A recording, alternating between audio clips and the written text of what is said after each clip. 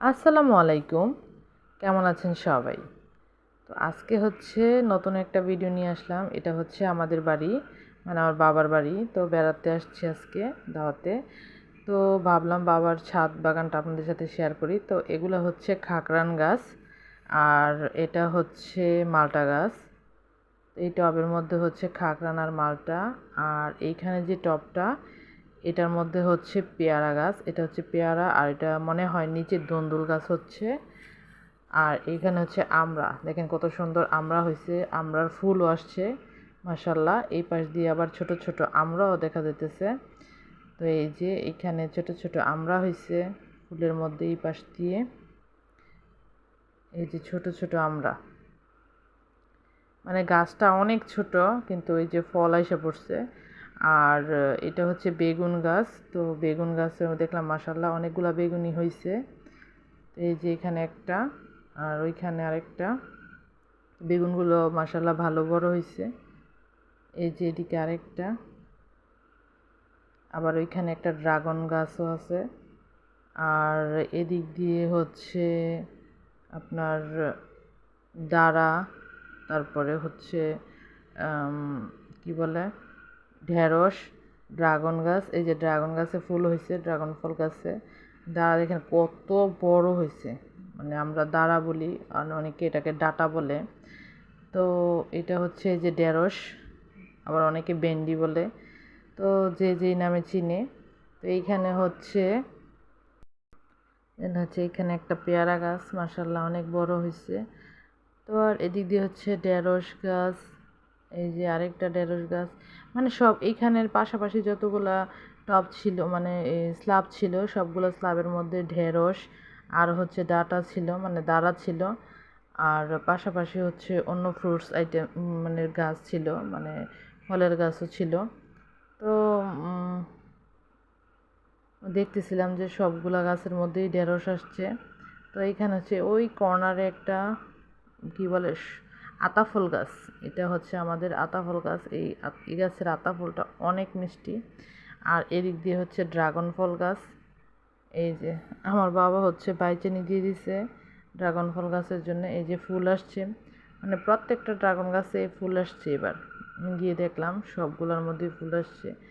তো বাড়িতে গেলে এগুলা দেখলে আমার বাবা অনেক খুশি হয়, মানে ছাদে গিয়ে যদি এগুলা দেখে আসি বা বাবার কাছে বলি যে বাবা তোমার বাগানে দেখে আসছি ছাদে এটা এটা এটা এটা হয়েছে, তাহলে বাবা খুবই খুশি হয়। তো এখানে হচ্ছে ড্রাগন গাছ, মানে সবগুলো টবের মধ্যেই যা হয়েছে সবই এখানে দেখাচ্ছিলাম।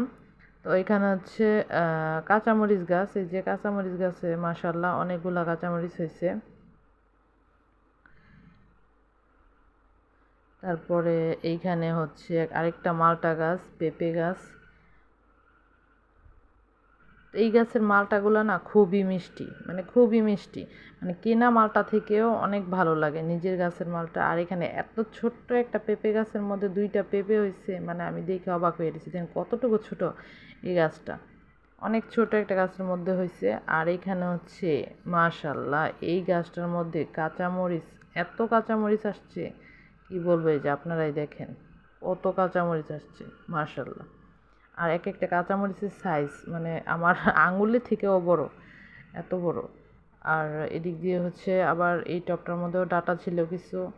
আর হচ্ছে কাগজি লেবু, এই যে তিনটা লেবু এখানে, আবার ওই পাশ দিয়ে দেখা যাচ্ছে। আবার আমাদের বাসায় যখন শরবত বানানো হয় তখন নেওয়া হয় আর কি কাগজি লেবুটা।